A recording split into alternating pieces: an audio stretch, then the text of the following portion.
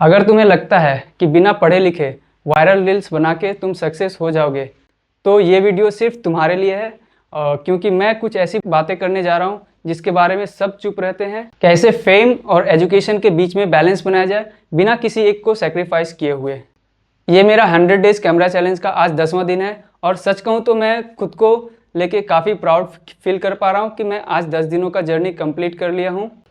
अगर तुम्हें लगता है कि तुम ये वायरल रील बना के अपने ज़िंदगी में सक्सेस पालोगे तो शायद ये वीडियो तुम्हारे ही लिए है, क्योंकि मैं कुछ वैसी बातें करने जा रहा हूँ आज जो तुम्हें बहुत ज़रूरी है जानना कि कैसे एजुकेशन और अपने सोशल मीडिया लाइफ को बैलेंस करना है, वो भी बिना किसी एक को सेक्रीफाइस किए हुए।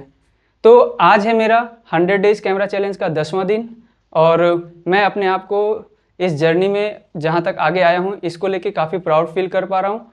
शुरुआत में मैं कैमरा को लेके काफ़ी ज़्यादा नर्वस था, लेकिन अब मैं देख पा रहा हूँ कि मैं अपने थॉट्स आपके साथ ओपनली शेयर कर पा रहा हूँ और अपने आप को फुल्ली एक्सप्रेस कर पा रहा हूँ।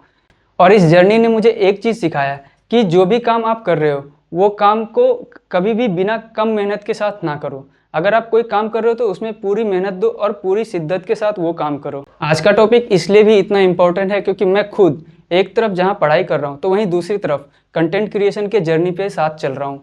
तो मुझे भी ये चीज़ समझ में आ रही है कि कैसे दोनों के बीच में बैलेंस बनाना है, क्योंकि दोनों चीज़ें बहुत ज़्यादा ज़रूरी है। एक तरफ पढ़ाई करके मैं नॉलेज गेन कर रहा हूँ तो वहीं दूसरी तरफ कंटेंट क्रिएशन करके मैं कंटेंट क्रिएटर वर्ल्ड के बारे में जान रहा हूँ और उस चीज़ को मैं समझ रहा हूँ।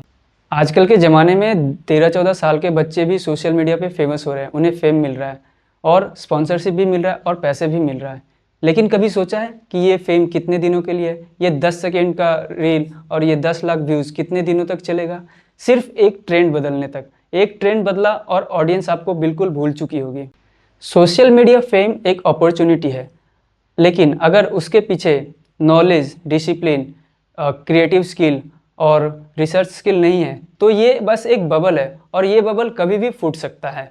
तुम देखो, जितने भी फेमस सक्सेसफुल क्रिएटर्स है उनको एडिटिंग आती है, स्टोरी टेलिंग आती है, स्क्रिप्ट राइटिंग आती है और इन सब चीज़ों को सीखने के लिए और समझने के लिए एजुकेशन बहुत ज़रूरी है। एजुकेशन हमें माइंडसेट डेवलप करने में हेल्प करती है। एजुकेशन तुम्हें टाइम मैनेजमेंट सिखाएगी, तुम किस सिचुएशन में कैसे रिएक्ट करोगे ये सिखाएगी और तुम्हारा डिसीजन मेकिंग कैसे स्ट्रांग होगा। तुम्हें क्या लगता है रील्स तुम्हें ये सब चीज़ें सिखा देगी? नहीं, ये सब चीज़ें तुम्हें डिसिप्लिन और एजुकेशन ही सिखा सकती है। मैं खुद फील करता हूँ जब भी मैं कोई नई चीज़ सीखता हूँ, चाहे वो साइंस हो, फिलोसफी हो या फिर कम्युनिकेशन हो, उसका इम्पैक्ट मेरे हर वीडियो में दिखता है। और जब तुम नॉलेजेबल होगे तो तुम्हारी बातों में डेप्थ होगी और जो भी तुम्हें सुनेगा या देखेगा वो बोलेगा हाँ यार, बंदे के बात में डेप्थ तो है, वजन तो है इसके बात में। ये सबसे बड़ा सवाल होता है कि मैं पढ़ाई के साथ साथ सोशल मीडिया को कैसे संभालूं या फिर सोशल मीडिया के साथ साथ पढ़ाई कैसे कर सकता हूं।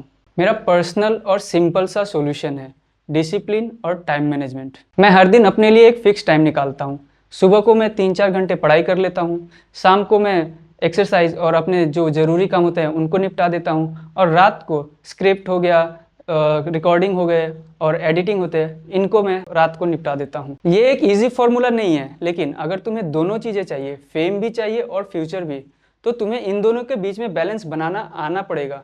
ये चीज़ें तुम्हें सीखनी पड़ेगी।